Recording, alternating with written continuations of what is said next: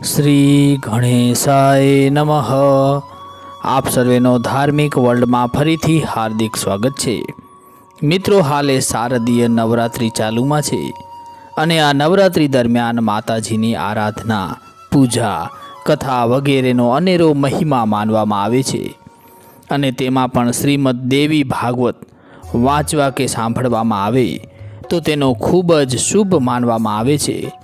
આજે આપણે સાંભળીશું શ્રીમદ દેવી ભાગવતના સ્કંદ 4ની કથા, જેમાં નરનારાયણની કથા, પ્રહલાદની કથા, દેવદાનવ યુદ્ધ, શુક્રાચાર્યની માતાનો ભગવાન દ્વારા વધ, ભગવાન વિષ્ણુને ભૃગુ ઋષિનો શાપ, દેવોનું દાનવો સાથે યુદ્ધ, ભગવાનના અવતારોનું વર્ણન, અપ્સરાઓનો પૂર્વ વૃત્તાંત, શ્રી કૃષ્ણ અવતાર, દેવી મહિમા વિશે આ સ્કંદ 4માં આપણે સાંભળીશું।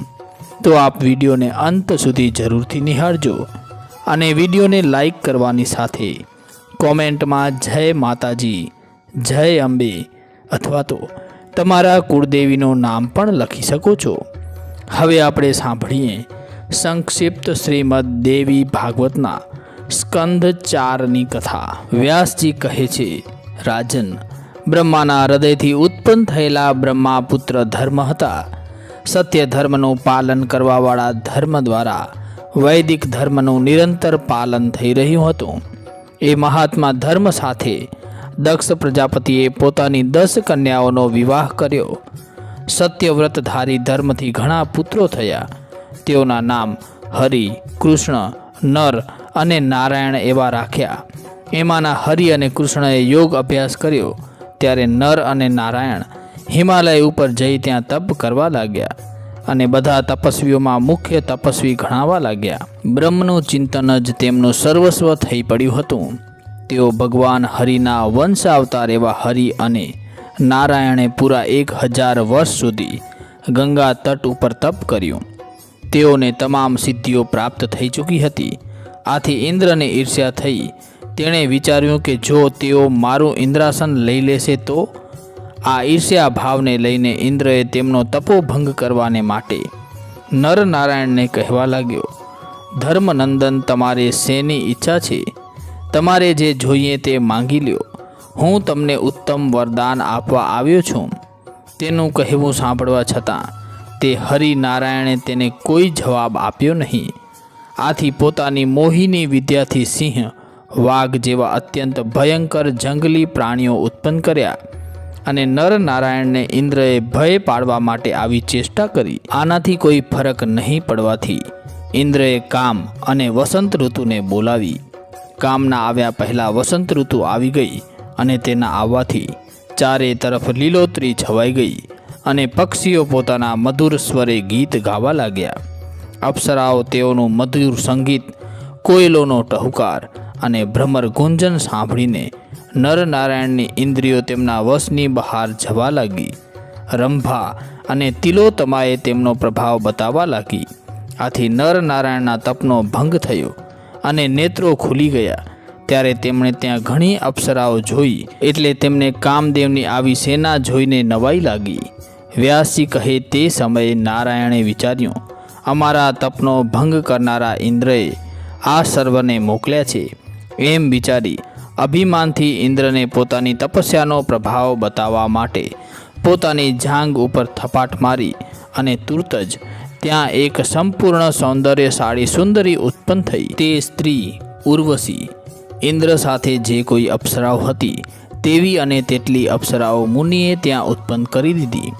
ઇન્દ્ર અને કામદેવ સાથે આવેલી બધી સૌ અપ્સરાઓએ ભાવપૂર્વક નરનારાયણ મુનિને 2 હાથે પ્રણામ કરી અને કહેવા લાગી, હે મુનિ, અમે મૂર્ખ સ્ત્રીઓ છીએ। અમને આપના તપની મહિમાનો અને આપના ધૈર્યને જોઈને અમે પ્રભાવિત થઈ ગયા છીએ અને અમે જાણી ગયા છીએ કે આપ ભગવાન શ્રી હરિના જ અંશાવતાર છો। અમે આપનો અપરાધ કર્યો છે।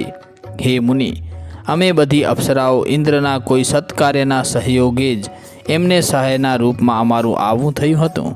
અમે આપનો અપરાધ કર્યો છે, તેમ છતાં આપે અમારા ઉપર ક્રોધિત થવાને બદલે શાંત ચિત્ત રહ્યા। એ તો સર્વ વિચિત્રતા છે કે વિવેકશીલ મહાનુભાવો પોતાના તપોબળનો કોઈ તુચ્છને એવો શાપ આપી વ્યય કરતા નથી. વ્યાસજી કહે, આ પ્રમાણે અપ્સરાઓએ નમ્રતાપૂર્વક પ્રણામ કરી. તેથી મુનિ નર અને નારાયણ કામ, ક્રોધ, લોભ ઉપર તેઓ વિજય પ્રાપ્ત કરી ચૂક્યા હતા. તેથી શાંત રહી અપ્સરાઓને કહેવા લાગ્યા, ઠીક છે, તમે વરદાન માંગી લ્યો, અમે તમારા ઉપર પ્રસન્ન થયા છીએ. તમે સૌ ઉર્વશીને લઈને સ્વર્ગે જાઓ. આ બાળા હું તમને ભેટ કરું છું.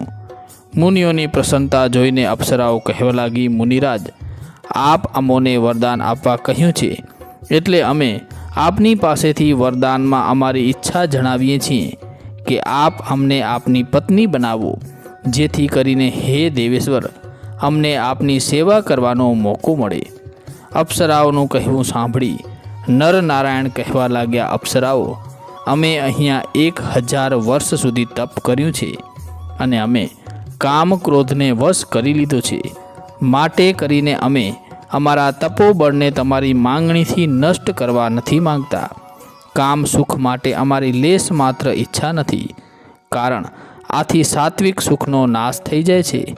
આવા ક્ષણિક સુખને માટે કયો બુદ્ધિમાન પુરુષ પોતાના મનને પ્રવૃત્ત કરી શકે છે? અપ્સરાઓ મુનિનું કહેવું સાંભળી અને કહેવા લાગી, હે મુનિવર, શબ્દ આદિ 5 ગુણો વચ્ચે સ્પર્શ આવે છે અને આ જ સ્પર્શથી થતું સુખ જ સર્વોત્તમ કહેવાયું છે. એટલા માટે આપ અમને સ્પર્શ સુખ આપવાને માટે વચનબદ્ધ થાઓ.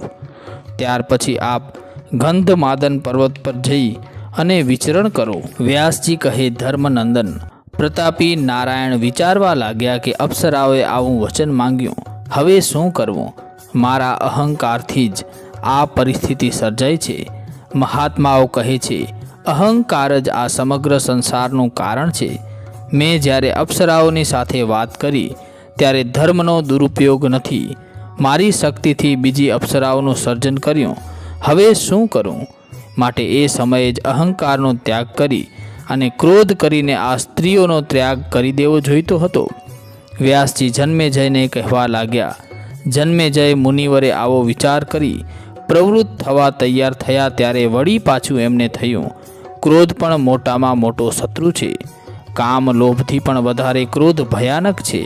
ક્રોધ જ મનુષ્યને વિચાર અને વિવેક ભૂલવાડે છે. ક્રોધ કરનાર મનુષ્ય પહેલાં પોતાને જ બાળે છે. ત્યારે મહાત્મા નર નારાયણને કહે છે, હે નારાયણ, આપ ક્રોધનો ત્યાગ કરો, કારણ પૂર્વ આપણે અહંકારને લીધે આપણું તપોબળ ખોઈ બેઠા હતા. કારણ કે ત્યારે જ અહંકાર અને ક્રોધ આ બંને આપણામાં જાગૃત થયા હતા અને તેથી જ મહાત્મા પ્રહલાદ સાથે આપણે યુદ્ધ કર્યું અને દેવોના 1000 વર્ષ સુધી આપણને દુઃખ પડ્યું. એટલા માટે આપ શાંત થઈ ક્રોધનો કૃપા કરીને ત્યાગ કરો. જન્મેજય વ્યાસજીને પૂછે છે, હે મુનિશ્રેષ્ઠ, જમીન, જર અને જોરું એટલે કે સ્ત્રી માટે જ આવા યુદ્ધ થાય છે એ આપ સારી રીતે જાણો છો. તેમ છતાં નર નારાયણે પ્રહલાદ સાથે યુદ્ધ શા માટે કર્યું? કારણ તેઓ તો કોઈ જાતની લાલચ હતી નહીં અને ભક્ત દાનવરાજ પ્રહલાદ પણ સમજતા હતા કે તેઓ એ પણ જાણતા હતા કે નર નારાયણ પરમ પુરુષ છે. તો પછી પ્રહલાદે શા માટે તેમની સાથે યુદ્ધ કર્યું? સતયુગના સમયમાં પણ તેમના જપ તપ ક્યાં ગયા હતા? વ્યાસજી કહે, હે રાજન, હિરણ્યકશ્યપુનો ભગવાન નરસિંહથી નાશ થયો ત્યાર પછી ભક્ત પ્રહલાદ ગાદી ઉપર આવ્યા. તમે જાણો છો, પ્રહલાદ ભગવાન વિષ્ણુના ભક્ત હતા અને દેવ બ્રાહ્મણના સાચા ઉપાસક હતા. પૂર્વે સ્થવન ઋષિ સ્નાનાર્થે નર્મદા નદીમાં સ્નાન કરવા ઉતર્યા ત્યારે એક નાગે તેમનો પગ પકડી લીધો અને દંશ દીધો. એટલું જ નહીં, તે ઋષિને છેક પાતાળમાં લઈ ગયો. આવા ઋષિએ ત્યારે પ્રભુ વિષ્ણુનું સ્મરણ કર્યું અને વિષ ઉતરી ગયું. નાગ આથી ગભરાયો. તેને થયું, આ ઋષિ મહાન તપસ્વી છે અને તેઓને જો મારા ઉપર ક્રોધ ચડશે તો મારા ઉપર તો શાપ આપશે. એટલે તે ત્યાંથી ભાગ્યો. નાગ કન્યાઓ ઋષિની પૂજા કરી. ત્યાર પછી ઋષિ સ્થવન નાગો અને દાનવોની વિશાળ પુરીમાં ફરવા લાગ્યા. ત્યાં તેમને દાનવરાજ પ્રહલાદની મુલાકાત થઈ. મુનિને જોઈને પ્રહલાદજીએ મુનિને પ્રણામ કર્યા અને પછી પૂછ્યું, પ્રભુ, આમ અહીં પાતાળમાં આપ મને સાચી વાત કરો.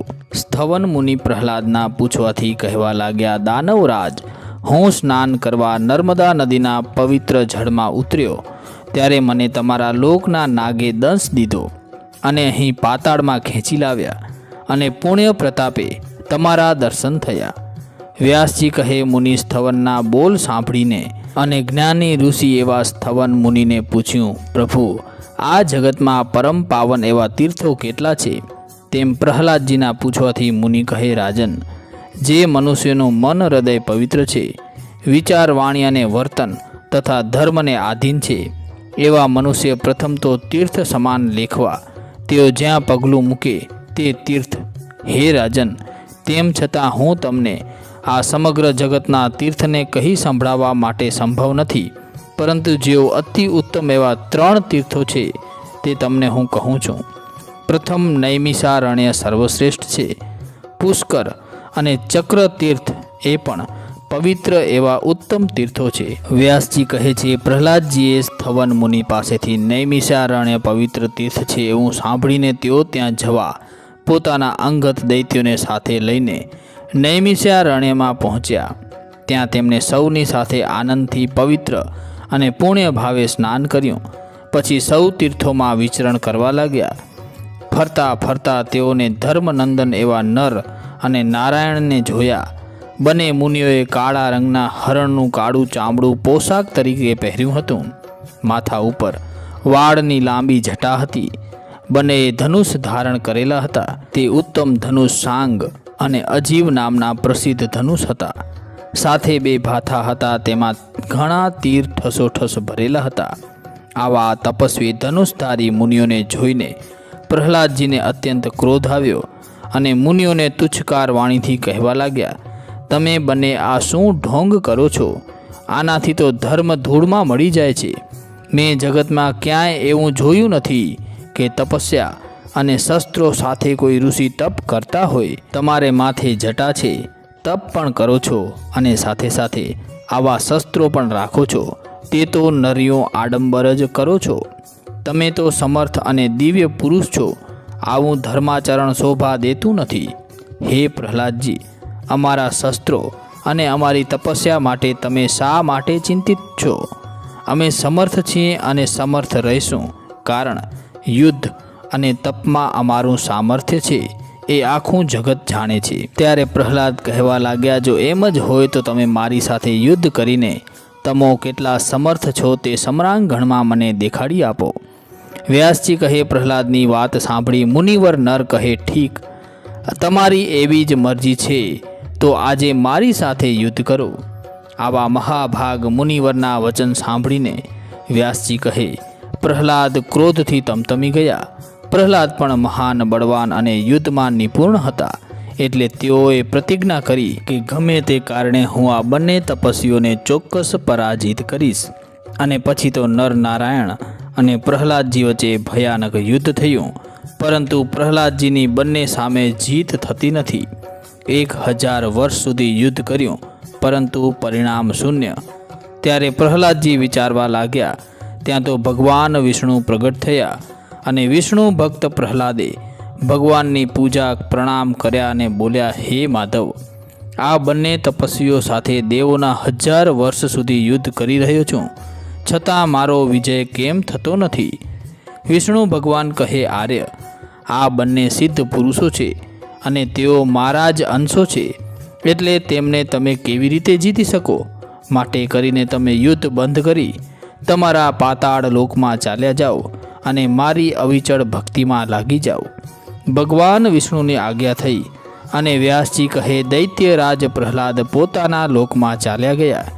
ત્યાર પછી ઋષિઓ નર નારાયણે ફરી પોતાના તપનો શુભારંભ કર્યો. જન્મેજય વ્યાસજીને પૂછે છે, આપે કહ્યા મુજબ નર અને નારાયણને પ્રહલાદ સાથે યુદ્ધ કેમ કર્યું? અને નારાયણ પ્રભુ વિષ્ણુના અવતાર હતા, તો પછી હે મુનિવર, નર નારાયણમાં પૂર્ણ તપોનિષ્ઠ હતા, તો તેઓ તપને જ પોતાનું કર્તવ્ય સમજતા હતા, એટલે મારા મનના સંશયને દૂર કરો.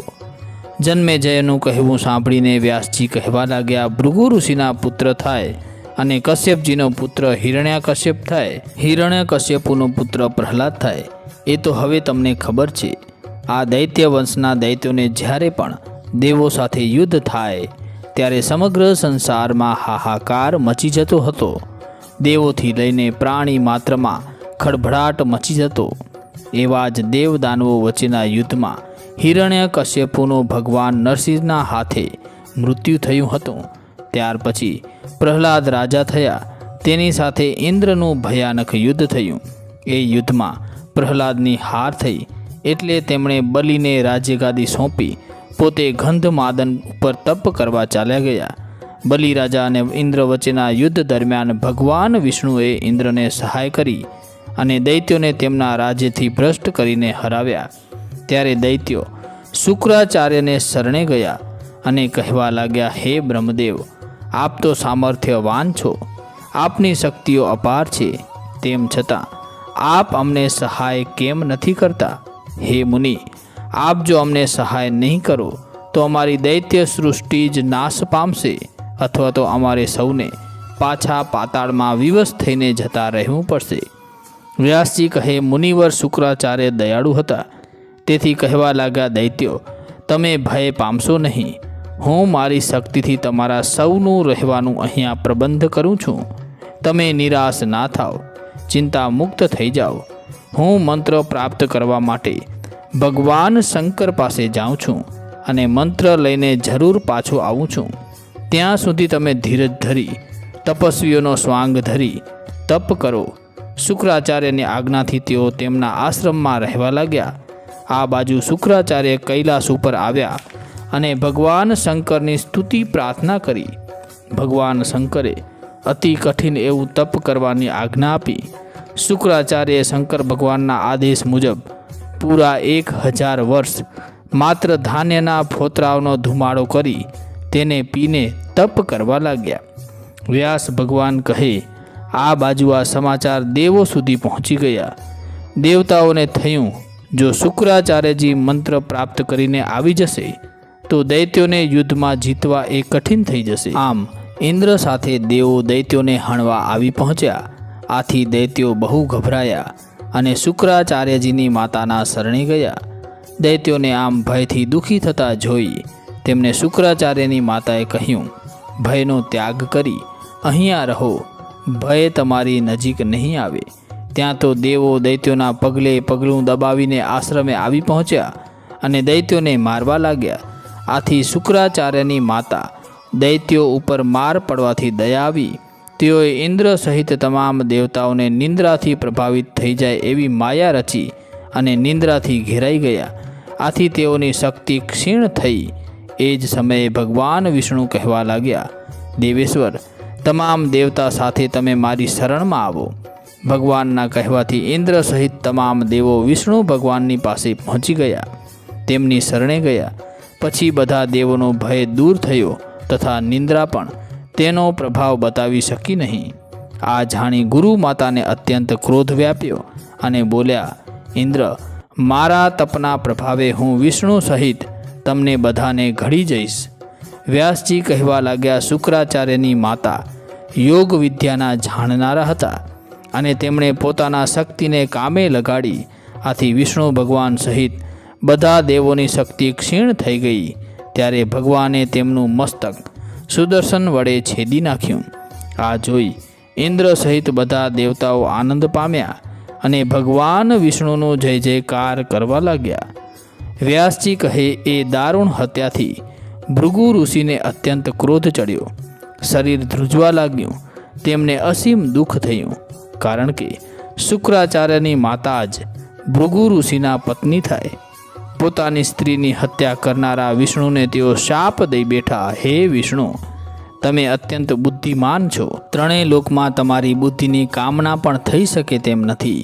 એ વાત પણ નક્કી છે કે તમે સત્વગુણી છો, બ્રહ્મા રજોગુણી છે અને શિવજી તમોગુણી છે. ત્યારે તમે સત્વગુણી તામસી કેમ થઈ ગયા? તમારું આ કર્મ પાપ કર્મ છે અને પાપ કર્મને જાણનારા તમે પાપ કરી બેઠા. તમે ઇન્દ્રના હિતમાં મારી પત્નીની હત્યા કરી નાખી. હે વિષ્ણુ, હું તમને શાપ આપું છું કે તમારે મૃત્યુલોકમાં જઈ તમારે ઘણા બધા અવતારો લેવા પડશે અને ગર્ભવાસનું દુઃખ ભોગવવું પડશે. વ્યાસજી કહે, કરેલા પાપ અને ભૃગુ ઋષિનો શાપ આ બંનેને લઈને ભગવાન વિષ્ણુને જ્યારે ધર્મની હાનિ થાય, દૈત્યનો ત્રાસ વધી જાય, પૃથ્વી અને દેવોનો ત્રાસ થાય, ત્યારે અવતાર ધારણ કરવો પડે છે અને મનુષ્ય રૂપે જગતનું, ધરતીનું અને દેવોનું કલ્યાણ કરવું પડે છે. જન્મેજય પૂછે છે, હે બ્રાહ્મણ, મહાત્મા ભૃગુ તો તમામ વિદ્યાઓના જાણનારા હતા, તેમ છતાં તેમને ધ્યાનમાં આવ્યું નહીં અને તેમના પત્નીનું મૃત્યુ થયું, પરંતુ ત્યાર પછી તેમના ગૃહસ્થ જીવનનું નિર્માણ કેવી રીતે થયું? વ્યાસજી કહે છે, રાજન, તમે જાણો છો કે ભૃગુ ઋષિ બધી વિદ્યાઓના જાણનારા હતા. તેથી તેમને પોતાના તપોબળથી પ્રાપ્ત કરેલી મંત્ર શક્તિથી ભગવાનને શાપ આપ્યા બાદ હાથમાં જળ લઈ મંત્ર શક્તિનો પ્રયોગ કરી તેમના પત્ની ઉપર હાથમાં રહેલા મંત્ર સિદ્ધ કરેલા જળાંજલિમાંનું જળ છાંટ્યું અને તેમના પત્નીનું મસ્તક ધડ ઉપર જોડાતાં જ જીવિત થઈ ઉઠ્યા. હે જન્મેજય, શુક્રાચાર્ય મંત્ર પ્રાપ્ત કરવા માટે અતિ કઠિન તપ કરી રહ્યા છે. આથી ઇન્દ્ર ગભરાયા. વ્યાસજી કહે ત્યારે તેણે પોતાની પુત્રી જયંતીને કહ્યું, પુત્રી, તું અત્યારે જ શુક્રાચાર્ય તપ કરી રહ્યા છે ત્યાં તેમની પાસે જા. હે કલ્યાણી, હું તને શુક્રાચાર્યની સેવા કરવા માટે સોંપું છું. તે મારા માટે કલ્યાણ થશે. માટે કરીને તું અત્યંત નિષ્ઠાપૂર્વક તેમની સેવા કર અને તારે વશ કરી લે. આમ ઇન્દ્રના કહેવાથી જયંતી શુક્રાચાર્યની સેવા કરવા લાગી. મનમાં કોઈ કામ ભાવ રાખ્યા સિવાય સેવા તેણે પૂરા 1000 વર્ષ સુધી કરી. તપસ્યા પૂર્ણ થતાં શુક્રાચાર્યજીએ પૂછ્યું, હે સુંદર સ્ત્રી, તું કોણ છે? કોની પુત્રી થાય? મારી સેવા કરીને તું શું ઈચ્છે છે? ત્યારે જયંતી કહેવા લાગી, હે મુનિરાજ, હું ઇન્દ્રની પુત્રી જયંતી છું અને તેમણે આપની સેવામાં મને સમર્પિત કરી છે. મારી સેવાથી આપ પ્રસન્ન થયા હોવ તો મારો સ્વીકાર કરી મારા મનોરથો પૂર્ણ કરો. વ્યાસજી કહે, જયંતીનું આવું સત્ય ભાષણ સાંભળીને શુક્રાચાર્યજી અતિ પ્રસન્ન થયા અને જયંતીનો હાથ પકડી પોતાના આશ્રમે જઈ ત્યાં બંને સાથે રહેવા લાગ્યા. ત્યારે તેઓ ગુરુ આશ્રમે આવ્યા, પરંતુ ગુરુ શુક્રાચાર્યજીને આશ્રમમાં જોયા નહીં. એ જ સમયે ઇન્દ્રએ બૃહસ્પતિજીને વિનંતી કરી કે તમે શુક્રાચાર્યના રૂપે જાઓ અને તેમની ગેરહાજરીમાં દૈત્યોના ગુરુ બની તેમને તમારી માયાના પ્રભાવે ભરમાવો. ઇન્દ્રના કહેવાથી બૃહસ્પતિ શુક્રાચાર્યના રૂપે શુક્રાચાર્યના આશ્રમે રાક્ષસો પાસે ગયા. પોતાના ગુરુને જોઈ અને રાક્ષસો આનંદમાં આવી અને કહેવા લાગ્યા, ગુરુદેવ, આપ અમને મંત્ર શીખવો. દૈત્યોને એ ખબર પડી નહીં કે ખરેખર આ દેખાય છે તે ગુરુ નથી, કારણ કે તેઓ બૃહસ્પતિની માયાને વશ થઈ ગયા હતા. વ્યાસજી કહે, હે રાજન, માયારૂપી શુક્રાચાર્ય જે ખરેખર બૃહસ્પતિ હતા, તેઓ મંત્ર વિદ્યા શીખવવા માટે શુક્રાચાર્ય રૂપી બૃહસ્પતિને શરણે ગયા. એ જ સમયે મૂળ શુક્રાચાર્યજીએ જયંતીને વચન આપ્યા પ્રમાણે 10 વર્ષ પૂર્ણ કરી જયંતીના મનોરથ પૂર્ણ થઈ તેની રજા લઈ દૈત્યો પાસે જવા રવાના થયા અને ત્યાં જતાં જોયું તો કોઈ શુક્રાચાર્ય તો દૈત્યોને ભરમાવી રહ્યા છે. તેમણે પોતાની શક્તિથી જાણી લીધું કે એ બૃહસ્પતિ છે. આથી દૈત્યો પાસે જઈ અને કહેવા લાગ્યા, યજમાન દૈત્યો, તમે આ કોણ છે તે જાણો છો?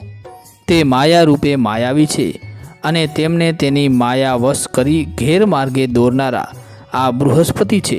ત્યારે દૈત્યો વારા ફરતી બંને શુક્રાચાર્યોને જોવા લાગ્યા. મૂળ શુક્રાચાર્ય કહેવા લાગ્યા, મૂર્ખ દૈત્યો, આ બૃહસ્પતિને માયાથી મારું રૂપ લઈ ઇન્દ્રએ દેવોનું કાર્ય સિદ્ધ થાય તે માટે તમને ગેરમાર્ગે દોરવા મોકલ્યા છે. દૈત્યો અસમંજસમાં પડી ગયા. ત્યારે શુક્રાચાર્યના રૂપે બૃહસ્પતિ કહેવા લાગ્યા, આ બૃહસ્પતિ તમને ઠગી રહ્યા છે. તમે સૌ એમની વાતોમાં આવી ઠગાશો નહીં, કારણ કે તમને ઠગવા માટે જ તેણે મારું રૂપ લીધું છે. મેં મનોમન નક્કી કર્યું છે કે તમને અવશ્ય પરાજિત કરીશ જ. શુક્રાચાર્યના રૂપમાં રહેલા બૃહસ્પતિની વાત સાંભળી દૈત્યોના મનને પૂર્ણ વિશ્વાસ થઈ ગયો કે આજ ગુરુદેવ શુક્રાચાર્ય છે. આથી અસલ શુક્રાચાર્યને કહેવા લાગ્યા, આજ અમારા ગુરુ શુક્રાચાર્યજી છે. એમના દ્વારા જ અમને સદબુદ્ધિ પ્રાપ્ત થઈ છે, એટલે તમે ચાલ્યા જાઓ. દૈત્યોનો સમય વિપરીત હોવાથી તેઓ મૂળ શુક્રાચાર્યનું કહેવું માન્યા નહીં અને તેમનું અપમાન કર્યું. પોતાના દૈત્યો દ્વારા તિરસ્કાર થયો જાણીને શુક્રાચાર્યએ દૈત્યો ઉપર ક્રોધ ચડ્યો અને તેઓએ શાપ આપ્યો. તમને ઘણું સમજાવ્યા છતાં તમે માન્યા નહીં. ઉલટાના તમે મારો તિરસ્કાર કર્યો છે. જાઓ, હું તમને શાપ આપું છું કે તમારા ઉપર મહાન સંકટ આવી પડશે. હવે તમારો પરાજય નક્કી થશે. વ્યાસજી કહે છે, આમ શુક્રાચાર્ય ક્રોધમાં ને ક્રોધમાં ત્યાંથી ચાલ્યા ગયા. દૈત્યોને પોતાના ગુરુ તરફથી શાપ મળ્યો જાણીને પોતાનું કાર્ય સિદ્ધ કરી બૃહસ્પતિ પણ ત્યાંથી ચાલ્યા ગયા અને ઇન્દ્ર પાસે જઈને કહેવા લાગ્યા, મેં તમારું કાર્ય સિદ્ધ કરી દીધું છે. શુક્રાચાર્યએ તેમના યજમાન દૈત્યોને શાપ આપ્યો છે. હવે તે સાવ નિરાધાર છે. માટે કરીને તમે સૌ યુદ્ધની તૈયારી કરી દૈત્યો પાસે પહોંચી જાઓ. દેવતાઓ અતિ પ્રસન્ન થઈ શસ્ત્રો સજી દૈત્યો સાથે યુદ્ધ કરવા લાગ્યા. દૈત્યો શુક્રાચાર્યજીને કેમ પ્રસન્ન કરવા તેનો વિચાર કરવા લાગ્યા અને શુક્રાચાર્યના ચરણમાં નતમસ્તકે ઊભા રહ્યા. ત્યારે શુક્રાચાર્ય ક્રોધ કરીને કહેવા લાગ્યા, યજમાનો, તમને મેં ઘણા સમજાવ્યા, પરંતુ સમજવાને બદલે તમે મારો તિરસ્કાર કર્યો. મેં તમારા હિતમાં તમને સમજાવ્યું, છતાં તમે મારો અનાદર કર્યો. વ્યાસજી કહે, એ સમયે પ્રહલાદજીએ તેમના ચરણ પકડી પ્રાર્થના કરી ક્ષમા વાંચી. શુક્રાચાર્યજીએ પોતાની દિવ્ય દ્રષ્ટિથી તમામ વિના જાણી પછી પ્રસન્ન થઈ કહેવા લાગ્યા, દૈત્યો, તમે મારા યજમાન થાવ છો. તમે કોઈથી ડરશો નહીં, તેમજ પાતાળમાં ના જાઓ. મારી મંત્ર વિદ્યાથી તમારું હું સદા રક્ષણ કરીશ. વ્યાસજી કહેવા લાગ્યા, શુક્રાચાર્ય એક મહાન પુરુષ હતા. એમની વાત સાંભળી દાનેશ્વર પ્રહલાદને અપાર આનંદ થયો. દેવો અત્યંત બળવાન છે એ વાતને તેઓ સારી રીતે સમજતા, એટલે તેમણે દૈત્યોને કહ્યું, કદાચ દેવો સાથે યુદ્ધ થાય, આપણે યુદ્ધ કરીએ, તેમ છતાં આપણો વિજય ના થાય તો તમારો વિચાર શું છે, યુદ્ધ કરવું કે નહીં? ત્યારે યુદ્ધ જ્વરથી પીડાતા દાનવોએ પ્રહલાદજીની વાત સાંભળી અને કહ્યું, યુદ્ધ કરવું તે જ બરાબર છે. દેવો એટલે કોણ, દેવો શું છે તે અમે જાણતા નથી. બસ યુદ્ધ જ હવે અનિવાર્ય છે અને અમે એમ કરીશું જ. આપ બુદ્ધિમાન છો, બળવાન છો, દૈત્યવર, તમે બધી વાત સારી રીતે જાણો છો. માટે કરીને તમે માત્ર અમારો સાથ દો, અમારી સાથે રહો. હે રાજન, વ્યાસજી કહેવા લાગ્યા, પ્રહલાદજીમાં શત્રુને મારવાની પ્રબળ શક્તિ હતી. દાનવોથી ઉશ્કેરાયેલા પ્રહલાદજી તેમના સેનાપતિ બની દેવતાઓને લલકારવા લાગ્યા. આથી દેવો અને દાનવો વચ્ચે મહાભયાનક યુદ્ધ છેડાયું. ઇન્દ્ર અને પ્રહલાદ વચ્ચે ઘોર યુદ્ધ થવા લાગ્યું અને 100 વર્ષ સુધી બંને વચ્ચે યુદ્ધ ચાલ્યું અને પ્રહલાદનો વિજય થયો. ત્યારે બૃહસ્પતિએ ઇન્દ્રને કહ્યું, મહાદેવી તમામ દુઃખો દૂર કરનારી છે. ઇન્દ્રની સ્તુતિથી વ્યાસજી કહે છે કે દેવી તુરત જ સિંહની સવારીએ પ્રગટ થયા. શંખ, ચક્ર, ગદા, પદ્મ ચારે ભુજાઓથી ધારણ કરેલા મહાદેવી કહેવા લાગ્યા, દેવતાઓ, તમે ભય ના પામો, હું અવશ્ય તમારું કલ્યાણ થાય તેમ કરીશ. માં જગદંબાની આવી આશ્વાસન દેનારી વાત સાંભળી ઇન્દ્રએ સ્તુતિ કરી. માતને કહેવા લાગ્યા, મહાદેવી, આપ તો કલ્યાણકારિણી છો. આપે સમગ્ર જગતના હિતની જ ખેવના રાખી. આપ જગત માતા છો. હે દેવી, 3 અને અગ્નિ ક્ષેત્ર રક્ષક તમારા રૂપ મહાયજ્ઞ છે. દીવાની જ્યોત રેખા સમાન આપ પ્રકાશમાન છો. આપે જેને જેને સાથ આપ્યો, કૃપા કરી હું માનું છું કે એ સૌએ તમારી આરાધના કરી હશે. વ્યાસજી કહે, ત્યાર પછી હે રાજન, પરોપકારના રહસ્યને જાણવાવાળા પ્રહલાદજી પોતે વિષ્ણુ ભક્ત હતા. તેઓએ દેવીને પ્રણામ કરી સ્તુતિ કરતા કહેવા લાગ્યા, હે જગદંબે, અમે સૌ દાનવો આપના શરણે આવ્યા છીએ. મહાદેવી, આપ હવે અમારી ઉપર કૃપા કરો કે ત્યાગ કરો. આપ તો જગતભરના શાસક છો. પ્રહલાદે દેવી સ્તુતિ કરીને દેવીને આ પ્રમાણે કહ્યું. ત્યારે દેવી ભગવતીએ પ્રહલાદને આજ્ઞા કરી કે હે દાનવરાજ, તમે તમારા દૈત્યોને લઈને પાતાળ લોકમાં ચાલ્યા જાઓ અને ત્યાં જ રહો. વ્યાસજી કહે છે, ભગવતીના વચન સાંભળી તમામ દૈત્યોએ દેવીનું અનુમોદન કર્યું. દેવીના ઘૂંટણો પર મસ્તક નમાવી પાતાળ તરફ ચાલ્યા ગયા. એમને એટલું આશ્વાસન હતું કે દેવી આપણું રક્ષણ કરશે. ત્યાર પછી ભગવતી અંતર ધ્યાન થઈ ગયા. દેવો અને દાનવોએ વેરભાવનો પરિત્યાગ કર્યો. દાનવો પાતાળ વિશે અને દેવો સ્વર્ગ વિશે ચાલ્યા ગયા અને ત્યાર પછી દેવ દાનવો શાંતિથી રહેવા લાગ્યા. વ્યાસજી કહે છે, જેઓ આ પરમ પાવન એવું ઉપાખ્યાનને કહે છે કે સાંભળે છે તે બળભાગી છે તથા સંપૂર્ણ દુઃખોથી છુટકારો મેળવીને પરમ પદના અધિકારી થાય છે. જન્મેજય વ્યાસજીને પૂછ્યું, મુનિવર, ભગવાન વિષ્ણુના બધા જ કાર્યો અદ્ભુત છે. હે પ્રભુ, ભૃગુ ઋષિના શાપને શ્રીહરિએ સત્ય ઠેરવવા માટે કેવો અવતાર લીધો અને એ કયા મન્વંતરમાં એમનું પ્રાગટ્ય થયું? આપ મને એ શ્રીહરિની પાપનાશીની અવતાર લીલાનું વિસ્તારપૂર્વક વર્ણન કરી સંભળાવવાની કૃપા કરો. જન્મેજયના પૂછવા પર વ્યાસજી કહેવા લાગ્યા, હે રાજન, જે મન્વંતર એટલે જે યુગમાં ભગવાનના જે અવતારો થયા તે હું તમને કહું છું, સાંભળો. આક્ષુય મન્વંતરમાં શ્રીહરિનો ધર્માવતાર થયો. એ સમયે ધર્મ નામના બ્રાહ્મણ પુત્ર નર અને નારાયણ નામથી પ્રખ્યાત થયા. આ વૈવસ્ત મન્વંતરમાં બીજી ચતુર્યુગીમાં અત્રિપુત્ર બની ભગવાન શ્રીહરિનો દત્તાત્રેય અવતાર હતો. અત્રિજીના પત્ની અનસુયાજીને બ્રહ્મા, વિષ્ણુ અને મહાદેવ આ ત્રણ મૂળ દેવો પોતાના પુત્ર બને એવું વરદાન માંગ્યું. એટલે એ વરદાનને સત્ય કરવા માટે તેઓ અનસુયાના પુત્ર રૂપે પ્રગટ્યા. ભગવાન નરસિંહ અવતાર થયા. ત્રેતાયુગમાં ભગવાને વામન અવતારે પ્રગટ થઈ બલિ રાજાને શિક્ષા કરી પૃથ્વીને પવિત્ર કરી. 49માં ત્રેતાયુગમાં પરશુરામ અવતાર થયો. તે સમયે જમદગ્નિના પુત્ર રૂપે પધાર્યા હતા. રાજેન્દ્ર, ત્રેતાયુગમાં પ્રભુ રામ તરીકે પ્રગટ થયા અને શ્રી હરિના સંસાવતાર નર અને નારાયણ પૃથ્વી પર પ્રગટ થયા હતા. એ જ 28માં દ્વાપર યુગમાં નર અર્જુન રૂપે પ્રગટ થયા અને નારાયણ શ્રી કૃષ્ણ ભગવાને પૃથ્વીનો ભાર હળવો કરવા માટે મૃત્યુલોકમાં પધાર્યા હતા. આ પ્રમાણે તમામ યુગોમાં ભગવાનના અવતારો દેવો, પૃથ્વી અને માનવોના કલ્યાણના માટે પ્રકૃતિના આદેશથી થયા હતા. કારણ કે સમસ્ત બ્રહ્માંડ મહાદેવી ભગવતીને આધીન છે. વ્યાસજીએ અવતારોનું વર્ણન કરી સંભળાવ્યું. ત્યારે જન્મેજયજી કહે છે, મુનિરાજ, અગાઉ તમે કહ્યું હતું કે નારાયણ ભગવાનના આશ્રમે જે અપ્સરાઓ આવી હતી તેઓએ નારાયણ પાસે માંગ્યું હતું કે આપ અમારા પતિ થાવ. તેમની આવી માંગથી નારાયણે 100 પ્રતિભાવ આપ્યો. એટલે કે તેમણે શું કર્યું? જન્મેજયના પૂછવાથી વ્યાસજીએ આનંદપૂર્વક કહ્યું, રાજન, જ્યારે અપ્સરાઓએ નારાયણ પાસે આવું માંગ્યું ત્યારે તેઓ શાપ આપવા તત્પર થયા અને એ સમયે નરે તેમને રોક્યા અને સમજાવ્યા. ત્યારે નારાયણ ક્રોધ રહિત થયા અને અપ્સરાઓને કહેવા લાગ્યા, અમે 2 ભાઈઓએ અમારું સમગ્ર જીવન બ્રહ્મચર્ય વ્રતનું પાલન કરવાનું વ્રત તપ લીધું છે. માટે કરીને તમે સૌ અમારા સ્થાને જાઓ. પરંતુ તમને મારું વચન છે કે પૃથ્વી ઉપર હું અવતરીશ ત્યારે જરૂરથી તમારો પત્ની તરીકે સ્વીકાર કરીશ. 28માં દ્વાપરમાં પૃથ્વી ઉપર હું અવતરીશ ત્યારે હું પતિ તરીકે મળીશ. નારાયણે આવું કહ્યું એટલે અપ્સરાઓ ગદગદિત થઈ સ્વર્ગ વિશે ચાલી ગઈ. ત્યાં જઈને ઇન્દ્રને તમામ હકીકત જણાવી.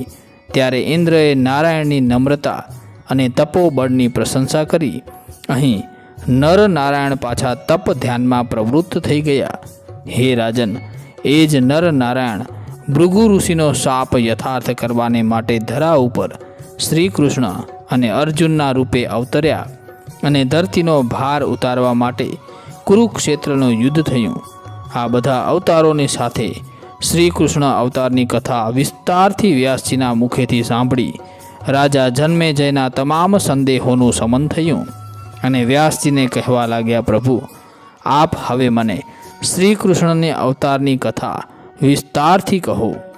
વ્યાસજી કહે છે, હે જન્મેજય, દેવી ભગવતીએ આ ધરા પૃથ્વીનો ભાર ઉતારવાને માટે અવતારો થયા. એ તો માત્ર નિમિત્ત જ હતું.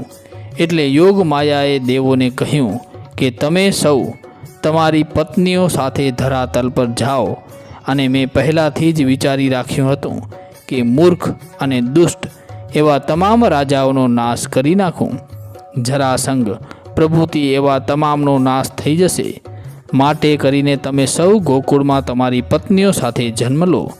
હું અવતાર લઉં તેના પૂર્વે કશ્યપનું પોતાની પત્ની સાથે યદુકુળમાં વસુદેવના નામે અને દેવકની પુત્રી દેવકી નામે પ્રખ્યાત થાય, તથા શ્રી હરિ વિષ્ણુ પણ પોતાને ભૃગુ ઋષિના શાપને યથાર્થ કરવા માટે પોતાના અંશ દ્વારા વસુદેવ પુત્ર તરીકે પ્રગટ થાય, અને હું પણ ગોકુળમાં યશોદાના ઉદરેથી પ્રગટ થઈશ. હે દેવતાઓ, મારા થકી તમારા બધા કાર્યો સિદ્ધ થશે. વિષ્ણુનો અવતાર કંસના કારાગૃહમાં થશે, ત્યારે હું તેને ગોકુળ મોકલવાની વ્યવસ્થા કરીશ.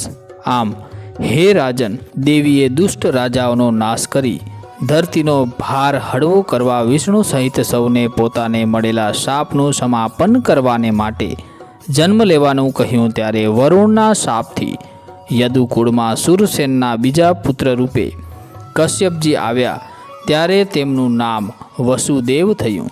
એ જ સમયે મથુરાના રાજા ઉગ્રસેન હતા. તેમના પુત્રમાં સૌથી મોટો કંસ હતો. વરુણે કશ્યપજીના પત્ની અદિતિને પણ એ જ શાપ આપેલો હતો. તેથી તેઓ દેવકના પુત્રી રૂપે પ્રગટ થયા. તેમનું નામ દેવકી એવું થયું. આમ દેવકીનો વિવાહ દેવ વસુદેવ સાથે થયો, અને માતાજીની ઈચ્છા આ દેવકી અને વસુદેવને ત્યાં શ્રી હરિ વિષ્ણુ ભગવાને પોતાના અંશ રૂપે પુત્ર થઈ પ્રગટ થયા. ત્યારે તેમનું નામ શ્રી કૃષ્ણ રાખવામાં આવ્યું. અને શ્રી કૃષ્ણએ ગોકુળમાં અનેક લીલાઓ કરી.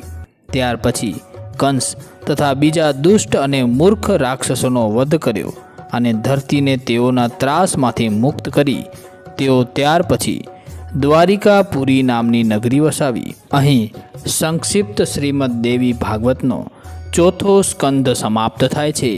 બોલો શ્રી અંબે માત કી જય. જય માતાજી, જય શ્રી કૃષ્ણ. હર હર મહાદેવ હર. ધન્યવાદ.